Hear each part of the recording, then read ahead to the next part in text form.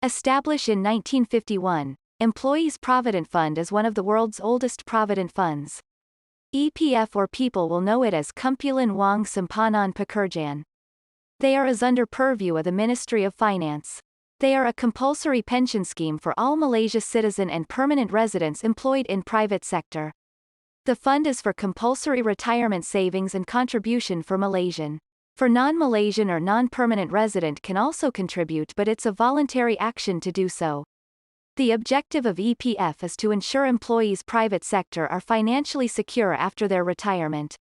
And in order to do so there are compulsory contribution and saving enforced by the government. However, according to EPF Act, if you have reached the age of 75, you will no longer consider as an employee. Every month, before the 15th of the following wage month, the employer must pay their contributions based on the rates. There are many payments method for contributing EPF, including the mobile app e-Karuman, internet banking, and to send cash, check to EPF counter. The rates for EPF will be different with the different conditions and circumstances. Take the example for if the wages of the employees are more than 5,000, employees will have to pay at least 9% while employer will at least pay 12%.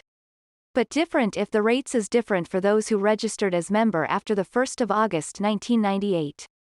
The differences is the no limit on monthly salary and the employer share will be 5.00. And for employee from non-resident or expatriate that contributes to EPF, they will pay 9% with an additional 5% voluntary excess. However, non-resident employee aged 60 and over doesn't have to pay their contribution, but pay a fixed rate 5% for voluntary excess, in which the expatriate is leaving Malaysia. The employer is allowed to stop their contribution for the last 2 months, before the expiry of their work permit. Wages for EPF represent all monetary remuneration, that is including salary, bonus, commission and also allowance under his contract of service. When we have EPF, it will be separated into 2 different accounts. Account 1 and Account 2. The total contribution both accounts will have is 100%. The first account will go for the retirement purpose with 70% of contribution. And the second account will have 30% contribution that can be used for various purposes. With member have 2 accounts, it will be easier for them to make a withdrawal if needed. EPF allow their contributors to make partial or full withdrawal from the contribute they paid. Partial withdrawals will be a withdrawal taken from the second account we have, while a full withdrawal can only be made at a given time by EFP. Full withdrawal can be made when we reached 55.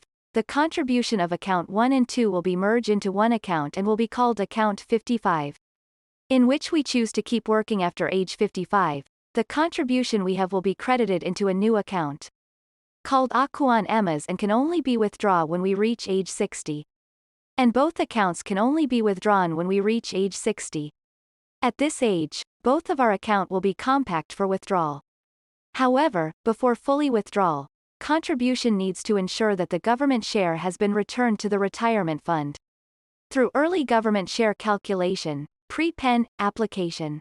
Once applicants ensure the share has been returned, only then they can withdraw the balance. And although there are EPF Act regarding age 75, there are no limitations in contributing for EFP.